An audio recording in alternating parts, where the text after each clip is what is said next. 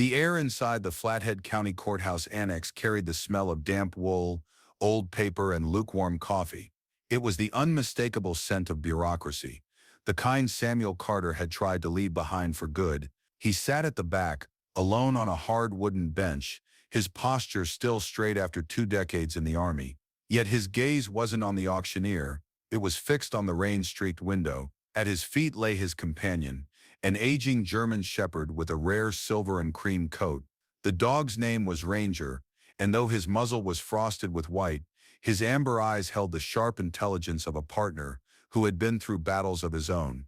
Samuel, in his late 40s, was lean and wiry. His face bore the quiet marks of a man who had seen too much and carried it without complaint.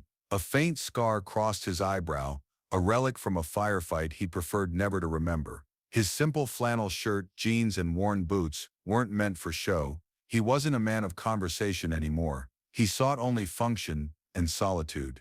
At the front, the auctioneer droned through the list of foreclosed properties and seized assets: a pickup, a bungalow, a set of woodworking tools. Each item drew flurries of raised hands and quick bidding, but Samuel was waiting for only one thing. When the auctioneer finally adjusted his glasses and said, "Next up, parcel 7B, known locally as the Old Mercer Place," the entire room shifted. The whispers died instantly. Silence spread like frost over glass. The auctioneer sighed. 160 acres. A cabin. Well, status unknown. Condition poor. Property is sold as is. Where is? 15 years delinquent in taxes. The number 15 years hung heavy. Every eye turned towards Samuel. The outsider, the only one who had inquired about the land. "We'll open at $500, the auctioneer announced, already resigned to disappointment. Samuel raised his hand calmly. 500. The room froze. No one else moved. Farmers in overalls, speculators in crisp shirts, all of them stared, their faces carrying a strange mix of pity and fear. "Going once," the auctioneer called quickly. Samuel's eyes met those of a weathered rancher in the front row. The man gave the smallest shake of his head, like a silent warning. "Going twice. Sold. Parcel 7B to the gentleman in the back for 500. The gavel slammed down like a gunshot. As Samuel signed the papers, whispers stirred around him. "Doesn't know what he bought. Mercer Place is cursed." Even the clerk avoided his eyes, sliding the deed across the desk as if it were diseased. But whispers had never frightened Samuel Carter. He had faced men with rifles. He had faced storms that killed without hesitation. Rumors meant nothing. Outside, the autumn air was sharp with pine. He folded the deed into his pocket and led Ranger down the street to Abernathy's General Store. The old bell jingled above the door. Inside, it smelled of sawdust, leather, and freshly ground coffee. Behind the counter stood an elderly man, with kind wrinkles carved into his face. "Afternoon," the man said warmly. "What can I get you?" Samuel handed him a small list: a padlock, lamp oil, coffee, an axe handle. The man gathered the items, but his eyes lingered on Samuel. "You're the one who bought Mercer's Place." His voice dropped, cautious. "Son, I don't want to meddle, but you should know what you've walked into." Samuel paused. He had expected this. "I'm listening." The shopkeeper, Abernathy, leaned closer. 16 years ago, a journalist named Arthur Mercer came here, always asking questions, digging into things that didn't sit right with the big mining outfit, Blackrock Minerals. Then one day he vanished. His truck was at the cabin, but he was gone. No trace. Samuel stayed quiet, letting the story unfold. After that, the property got locked up in legal mess. County couldn't touch it. Mining company tried to grab it, but Montana law doesn't allow tax seizures to be handed over, except by public auction. So it sat. Folks started saying it's haunted, that Mercer's ghost still wanders looking for justice, that the land is cursed. Abernathy's eyes softened with genuine concern. "That's why nobody bid against you. They don't see land, they see trouble." Samuel nodded, paid for his items, and said, "I appreciate the warning." His voice was calm, steady. "Truly I do." Ranger trotted beside him as they stepped back into the cold Montana air. The road to the property was little more than 2 ruts carved into dirt. Civilization fell away behind them, replaced by rolling hills and jagged peaks painted in blue shadow. Ranger sat upright in the passenger seat, nose twitching as he cataloged every scent rushing in through the cracked window. They found the entrance marked by 2 rotting fence posts. From there, the path grew suspicious. A fallen log blocked the trail in just the right way to force a dangerous turn. Later, thorny bushes pressed the truck dangerously close to a ditch. Too many obstacles, too deliberate. After a slow climb, the trail opened into a clearing. The cabin stood before them. It was smaller than Samuel imagined, built of dark logs and crowned with a mossy stone chimney. The porch sagged, the windows were black with grime, a house surrendering to time. Samuel killed the engine. The silence was immense.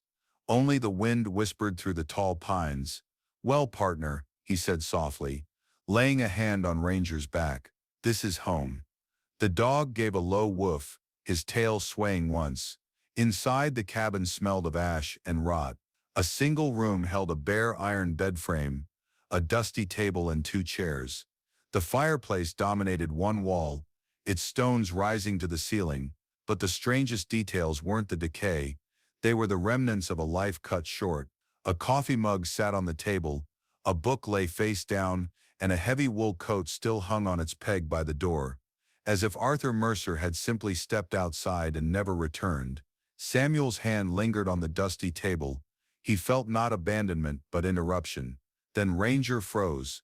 The dog's amber eyes locked on the stone fireplace.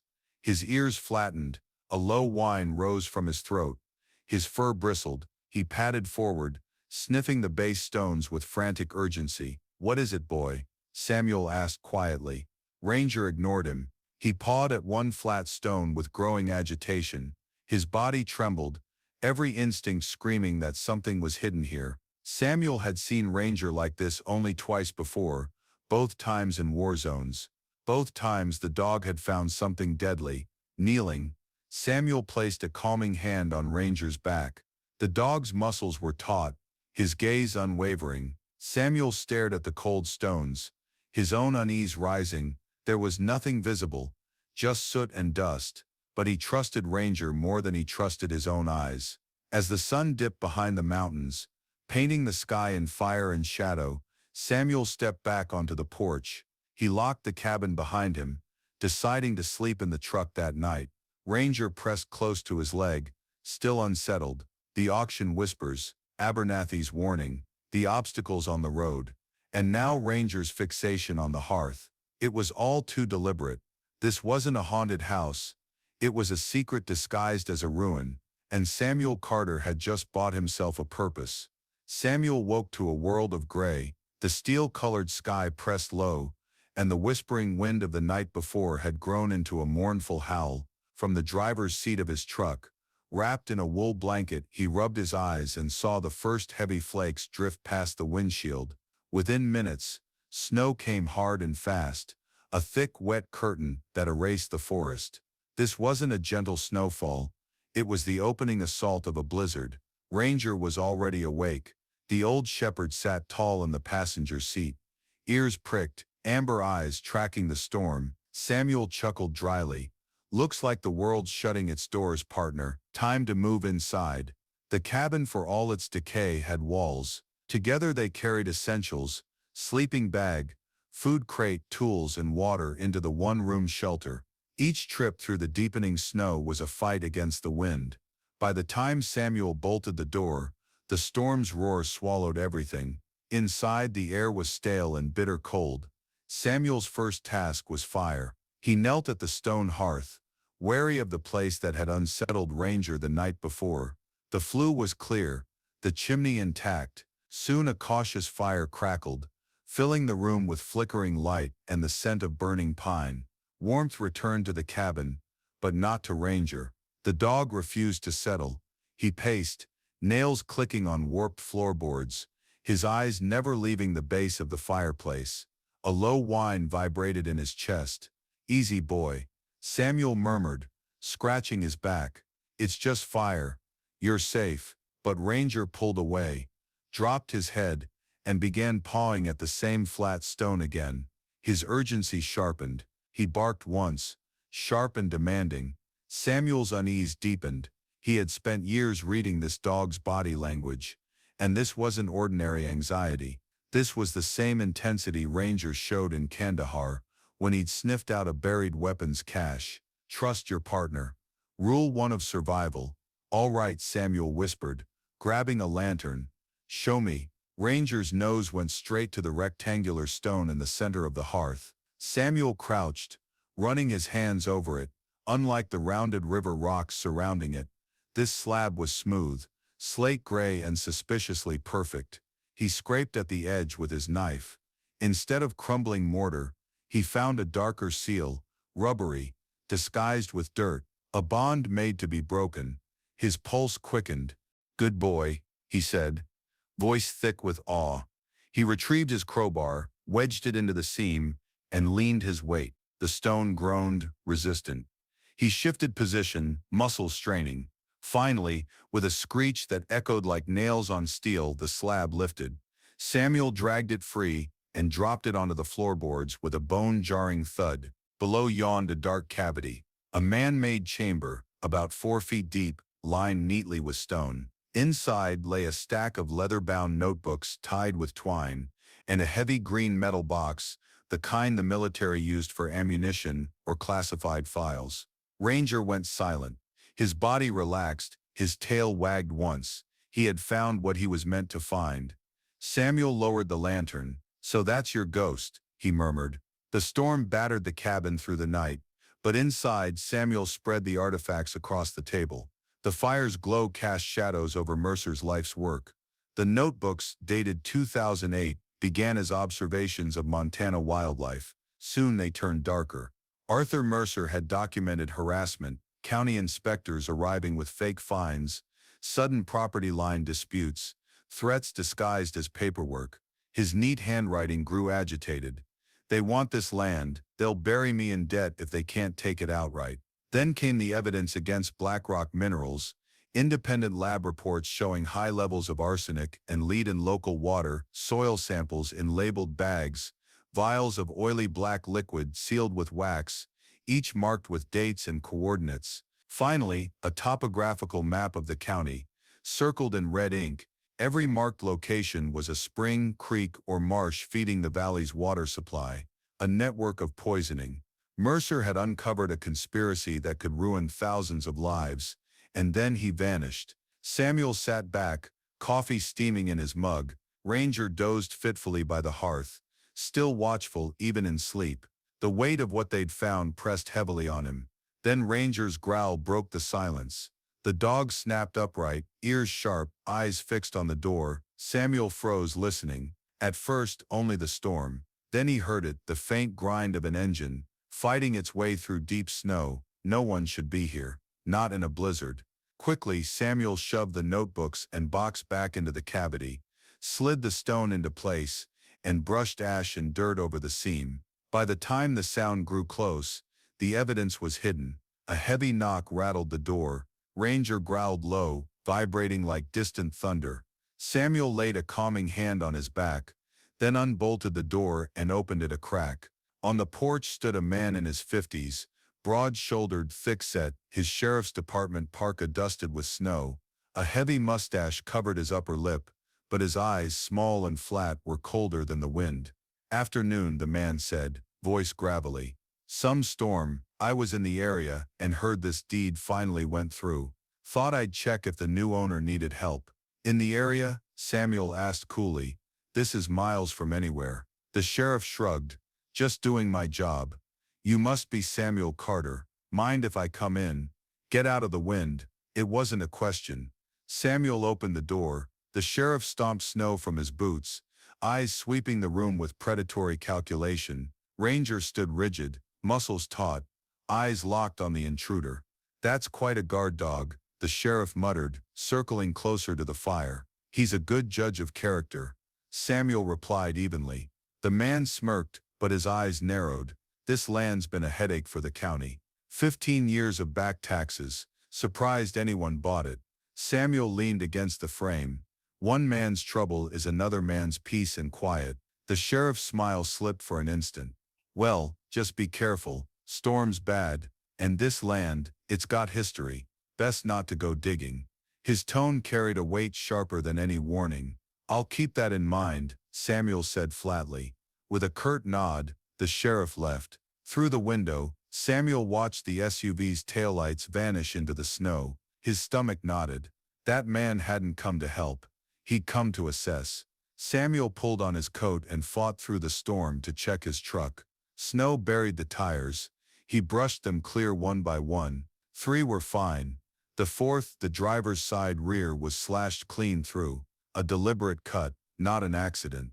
The sheriff's visit had been more than intimidation. It was a message. "We know you're here. We can reach you whenever we want." Back inside, Samuel secured the cabin with fresh determination. Ranger pressed against his leg, eyes burning with quiet loyalty. The secret under the hearth wasn't just Mercer's anymore. It was theirs. And someone was already willing to destroy them for it. The storm raged for another day and a half, burying the cabin beneath heavy snow. When the skies finally cleared, Samuel Carter stepped outside into a world transformed. The silence was profound, broken only by the crunch of his boots. Ranger padded beside him, a gray shadow against the blanket of white, nose twitching, eyes scanning every tree. Samuel spent the morning patching his slashed tire and digging out his truck. The work steadied him, but the sheriff's warning weighed heavy. He knew enough to recognize a line had been crossed. Whoever wanted this land hadn't just scared off the locals. They had silenced a man before, and now they were watching him. By noon, the quiet was shattered. A deep, powerful engine roared up the trail. Out of the woods emerged a gleaming black pickup. Massive and brand new, it looked out of place, polished and arrogant against the snow. A tall man stepped out, silver hair neatly combed, beard trimmed, his jacket expensive, his boots spotless. He moved with the confidence of someone who had never known resistance. "Mr. Carter," the man called smoothly, voice carrying with ease. "I'm Victor Blackwell. I wanted to welcome you personally." Ranger growled, his hackles lifting. Samuel rested a hand on his shoulder but didn't tell him to stop. Blackwell climbed the steps, ignoring the dog's low warning. "Straight to business then. My company, Ironvale Minerals, has been acquiring land in this valley for years. Yours is an important piece. I'm prepared to offer $50,000 in cash." He smiled as if generosity alone would settle the matter. Samuel didn't blink. "Not for sale." Blackwell chuckled, as though humoring a child. "Come now, that's 100 times what you paid. It's a fortune for land you can't even use." Samuel's voice stayed flat. "I said no." The mask slipped. Blackwell's smile thinned, his eyes cold steel. "Perhaps you don't understand. This isn't a negotiation. The land is part of a larger project, one that's been in motion for years. Standing in the way will only bring you trouble." Samuel leaned against the porch post, arms crossed. "I've seen trouble before.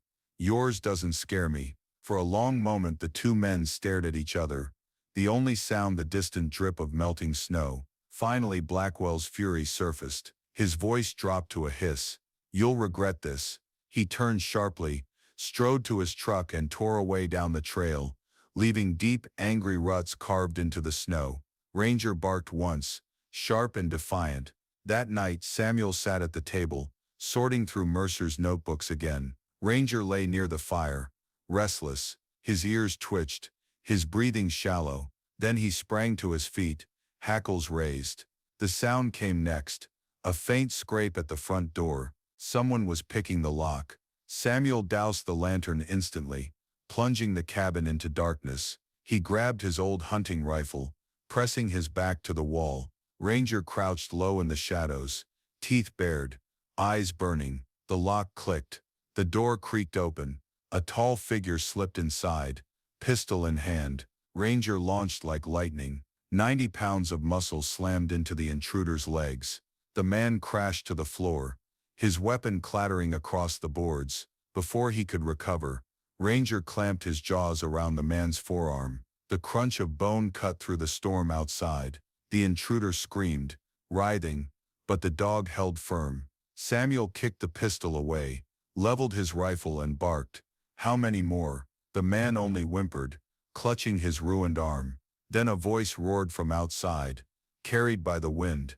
"Enough, burn it down." Samuel's stomach dropped. "Blackwell, The window shattered, lantern oil splashed across the floor, its sharp smell choking the air. A torch followed, flames whooshed to life, devouring the dry wood with terrifying speed. "Ranger, with me," Samuel shouted. The dog released his grip and bounded to his side. Heat surged, smoke thickened. The cabin was a furnace within seconds. Samuel shoved the wounded intruder toward the fire. "A gift for your boss," he growled. Then he seized Ranger's fur with one hand, rifle in the other, and kicked the front door wide. They burst into the gray dawn, the cabin behind them erupting in an inferno. In front stood Victor Blackwell and two armed men, their weapons raised, faces grim. "You should have taken the money, Carter," Blackwell shouted over the roar of the fire. "Now everything is gone. You'll die here, and no one will ever know." Samuel tightened his grip on his rifle, ready to take at least one of them down. Ranger planted himself in front, low and growling, a living shield. But then another sound cut through the chaos. A deep rhythmic thump, helicopter rotors. Through the clouds appeared two machines, one marked with Montana State Police, the other sleek and dark federal. A booming voice echoed from above. "This is the FBI. Drop your weapons. You are surrounded." The two hired gunmen exchanged looks, then dropped their rifles into the snow, raising their hands. Blackwell stood frozen, disbelief etched on his face. His empire had crumbled in an instant. With a cry of rage he threw down his pistol and lifted his hands. Samuel lowered his rifle slowly, his chest heaving. Ranger pressed against his leg, his growl fading into a steady pant. The siege was over. For now. The fire consumed the cabin, flames clawing skyward, as FBI agents rappelled from the helicopter. State troopers secured the clearing, their shouts cutting through the roar. Blackwell's men were cuffed and hauled away. The sheriff who had slashed Samuel's tire was dragged from his SUV, his face pale under the flashing lights. Agent Daniel Reeves, tall and calm in a navy jacket, approached Samuel. "You must be Carter." He extended a gloved hand. "Your friend in Denver was very convincing. Said if we didn't show up by 0600, we'd regret it." Samuel clasped his hand firmly. That was the deadline. "Glad he called." Reeves glanced at the burning ruin. "Blackwell swears the evidence went up with the fire." Samuel's gaze slid to the lone stone chimney still standing tall against the blaze. A faint smile touched his lips. "Blackwell's been a step behind since the beginning. The truth's under that hearthstone, safe." Reeves studied him for a long moment, then nodded. "We'll get it out." Days turned into weeks. Snow melted, revealing scars where the cabin once stood. Yellow crime scene tape fluttered, then disappeared. The conspiracy unraveled at breathtaking speed. The notebooks, soil samples, and vials Mercer had hidden were enough to dismantle Iron Veil Minerals. Blackwell was indicted on racketeering, fraud, and environmental crimes. Sheriff Harlan, along with a dozen county officials, was arrested. Even a U.S. senator's name surfaced in the files tied to bribes and backroom deals. The story spread across the nation. News anchors repeated Mercer's name. Headlines read, "Whistleblowers' long-buried evidence shakes Montana to its core." For Samuel it was strange. He had come here to disappear. Now he was being called a hero. Mark Jensen's rental car crunched up the trail one cool spring morning. He stepped out, looking older than Samuel remembered, but the fire in his journalist's eyes burned brighter than ever. "They're already writing about you," Mark said, shaking his hand. "Front page headlines. They're calling you the man who finished Mercer's fight." Samuel shook his head. "I didn't finish anything. I just listened to my dog." Ranger sat at his side, tail thumping once at the mention. Mark smiled faintly. "You gave people their valley back, clean water, a future. Blackwell's done, and with him half the crooked network that's poisoned this place." Samuel looked at the charred ground where the cabin had stood. He saw not ruins, but a foundation. "Mercer gave his life for this. We just made sure his story didn't die." That night after Mark left, Samuel sat on a fallen log watching the stars. The valley was quiet but not empty. He could almost hear Mercer's voice in the wind, relieved, unfinished work finally complete. Ranger pressed close, his head resting against Samuel's leg. His amber eyes were calm now, not restless as before. The secrets had been dragged into the light. "You were right all along, partner," Samuel murmured, scratching the dog's ears. "You always are," Ranger woofed softly, as if to agree. The FBI trucks eventually rolled out. Reporters stopped coming. The snow melted into clear streams, and the land began to breathe again. But Samuel knew this wasn't an ending. Blackwell had power, friends in high places. The fight in the courts would drag on. Corruption didn't vanish overnight. Still, for the first time in years, Samuel felt something he hadn't known in a long while: purpose. He hadn't come here seeking heroism. He'd come running from ghosts. Instead, he had found one man's ghost and chosen to carry his fight forward. The scarred chimney remained, a monument to both Mercer and to the night. Samuel nearly lost everything, but he also saw it as a cornerstone, a place to rebuild. One evening, as the sky burned orange over the mountains, Mark called. His voice buzzed with urgency. "They're going to push back hard, Sam. Blackwell's lawyers are ruthless. They'll paint him as a businessman unfairly targeted. But the evidence is bulletproof. We're going to win, and when we do, the cleanup will save generations." Samuel listened quietly. He didn't need the assurance. He trusted Mark's fight. "You've got what you need?" Samuel asked. "More than enough. But Sam," Mark paused, "you realize you've got a story of your own now. A soldier who came here for peace, only to uncover the truth. They'll want a book, maybe a film." Samuel looked down at Ranger, who was sprawled peacefully in the grass. "Not interested. All I want is to rebuild, to stay here." Mark laughed softly. "You always did want the hard path." Samuel smiled faintly. "The only path worth walking." The valley exhaled. The creeks ran clear. The pine-scented wind carried no more secrets. And Samuel Carter, once a man seeking silence, stood at the beginning of something new. For the first time in decades, he wasn't just surviving. He was home. Spring crept quietly into the valley. The last patches of snow melted into the soil, and the streams ran clear again. The charred skeleton of the cabin remained, blackened logs jutting upward like broken ribs. Yet Samuel didn't see ruins. He saw beginnings. With a borrowed chainsaw, he cut fresh timbers from fallen pines. With Ranger at his side, he began laying out a new foundation. Each swing of the axe, each heave of the saw, carried a rhythm of renewal. This wasn't just building a cabin, it was reclaiming a piece of life. Neighbors he barely knew began stopping by, bringing food, tools, and quiet words of thanks.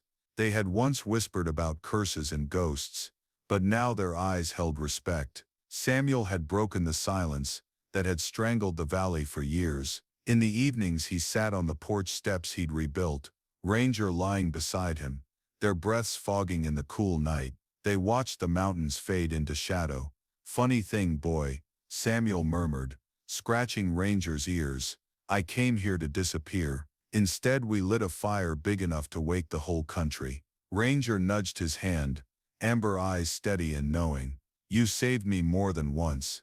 Samuel whispered, "Guess we saved each other." The dog gave a slow wag, then rested his head on Samuel's knee. Word of the case spread far beyond Montana. Blackwell, once untouchable, now sat in a federal cell awaiting trial. County officials who had grown fat off bribes faced indictments. The senator's name, whispered in back rooms, was now stamped across headlines. Mark called often with updates. "They're calling this one of the largest corporate takedowns in the state's history," he said. "And it all started with a soldier and his dog." Samuel never corrected him out loud, but he knew the truth. It started with Arthur Mercer, the journalist who had given everything for the truth, and with a German shepherd who refused to ignore a stone hearth. The months passed. Samuel's new cabin began to take shape, stronger than the last, built with his own hands.